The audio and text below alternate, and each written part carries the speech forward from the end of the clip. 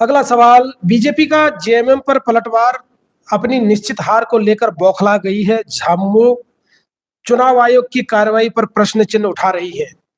प्रतुल सहदेव का बयान।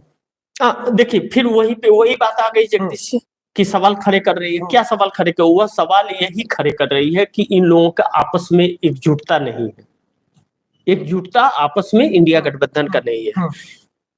कांग्रेस जो मुस्लिम वर्ग को एक साथ लेकर के, ओबीसी को एक साथ लेकर के, एससी एसटी दलित को एक साथ लेके, आदिवासी को एक साथ लेकर के चलना चाह रही है। कांग्रेस के राहुल गांधी जो संविधान बचाने की बात कर रहे हैं, वह कह रहे हैं कि लोगों को रोजगार मिलना चाहिए, महिलाओं की सुरक्षा होनी चाहिए, शिक्षा और स्वास्थ्य होनी चाहिए। इसी को तो, इसी मांग को कमजोर करना है इन्हें, इसी मांग को कमजोर करना है, इसीलिए यह सारे सब षड्यंत्र हैं। अब महाराष्ट्र को देख लीजिए, महाराष्ट्र में संजय राउत खड़े हो गए हैं और झारखंड में तेजस्वी यादव रोड़ा बन गए हैं। अब वहां अखिलेश यादव बीच में डांस कर रहे हैं, कह रहे हैं कि उत्तर प्रदेश में हम देंगे नहीं और महाराष्ट्र में हम लेंगे। 6 प्रत्याशियों का बिना गठबंधन की सहमति का ऐलान कर दिए। कैसे का ऐलान कर दिए भैया?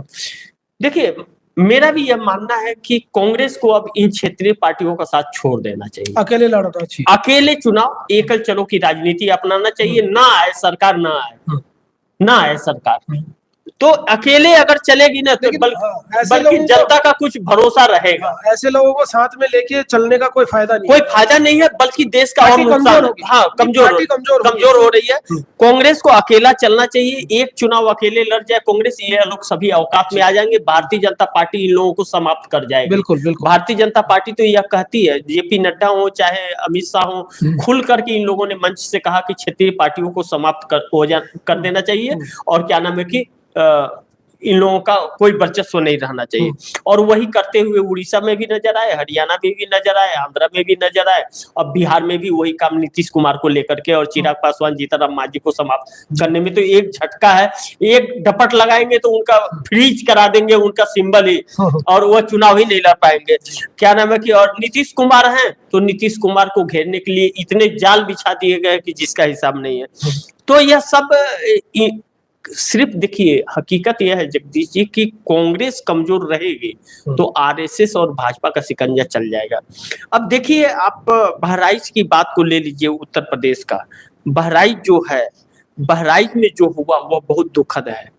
मुस्लिम वर्ग के 36 घरों पर इन लोगों ने क्रॉस लगाया है। उन 36 में 33 मुस्लिम वर्ग का है, 3 हिंदू का है। हिंदुओं का दिखाने के लिए इन लोगों का षड्यंत्र असल में जानते हैं, यह लोग जिस मुस्लिम से दुश्मनी निकाल रहे हैं, यह लोग, इन्हें यह नहीं पता और यह नहीं सोचते हैं कि उन्हीं मुस्लिम के पूर्वजों ने इस देश को आजाद कराने के लिए अपने खून बहाए हैं इस देश के लिए।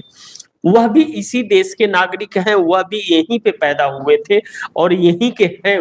वह पाकिस्तान के नहीं है। और इस मिट्टी के लिए उन लोगों ने भी बलिदान दिया है। अगर हिंदुओं ने बलिदान दिया है तो उन लोगों ने भी दिया है, सिख ईसाइयों ने भी बलिदान दिया, किसी एक ने नहीं दिया है। आरएसएस और भाजपा का एक भी व्यक्ति बलिदान नहीं दिया है। यहां तक कि 52 सालों तक जो आरएसएस आज हिंदुत्व की बात करता है, देश आजाद होने के 52 साल तक अपने कार्यालय में हमारे देश का झंडा नहीं फहराया।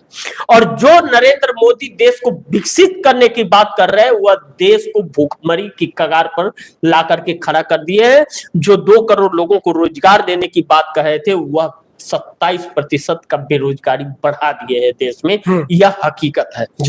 हकीकत यह है जगदीश जी कि यह लोग सिर्फ हिंदुत्व के नाम पर चल रहे हैं और लोगों के माइंड को डाइवर्ट कर रहे हैं और ब्रांड वॉश करने में आरएसएस बहुत माहिर है। महाराष्ट्र और झारखंड में भी यह कार्य चालू हो चला है और यह मैंने बताया था कि बहुत भारी मात्रा में यह लोग निकल रहे हैं। और आप ही बता रहे थे कि 40,000 बैठकें करने वाला है आरएसएस। सोचिए 40,000 बैठक करेगा तो कितने वोटों को प्रभावित करेगा वह।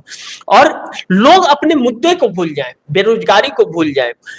अच्छा यह बताइए कि बहराइच में या उत्तर प्रदेश में या मध्य प्रदेश में या राजस्थान में यह जो बुलडोजर का शासन चल रहा है, यह बुलडोजर क्यों मुस्लिम के ही घर पर चल रहा है, क्यों नहीं दूसरे के घरों पर चल रहा है, क्यों गरीबों के घर पर चल रहा है, क्यों नहीं अमीरों के घर पर चल रहा है?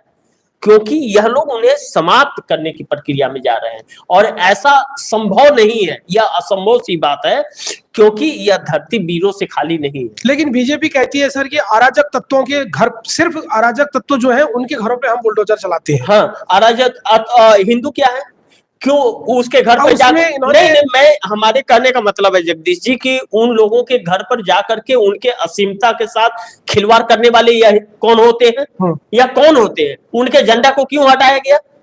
आपके झंडे को हटाएंगे तो आप क्या करेंगे और हमारे झंडे को हटाएंगे तो नहीं करेंगे। उनके बारे में जब उनसे ये सवाल पूछा जाता है तो वो कहते हैं कि हम दोषियों को बख्शेंगे नहीं।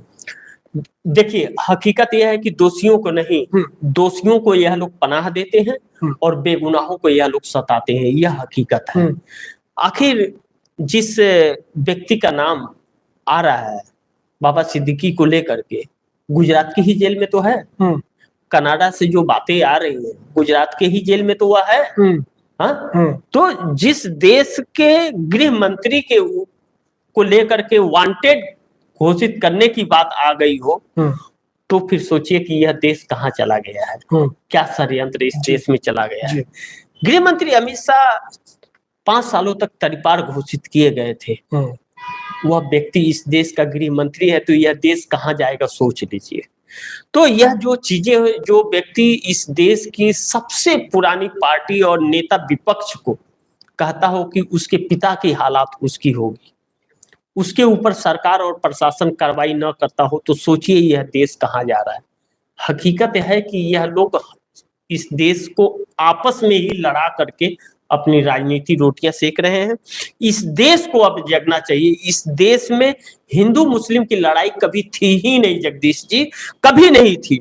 इस देश में रोजगार की और महंगाई की लड़ाई थी, शिक्षा और स्वास्थ्य की लड़ाई थी, महिलाओं के सम्मान की लड़ाई थी, और उन सभी मुद्दों से लोगों का मन भटका करके यह हिंदू मुस्लिम पर ला करके खड़ा कर दिया। हकीकत यह है, और इसी का यह आपके सवालों का आखिरी में यही जवाब है जगदीश जी कि महाराष्ट्र और झारखंड में यही चल रहा है। अगर जेडीयू या आरजेडी कोई भी बयानबाजी यह है या भाजपा का, तो इसी के संदर्भ में माइंड डाइवर्ट करने का एक वो है, षड्यंत्र है। हकीकत हिंदू मुस्लिम का है, जबकि झारखंड के अंदर मुस्लिम वर्ग बहुत काफी नहीं है, आदिवासी प्रभावित है।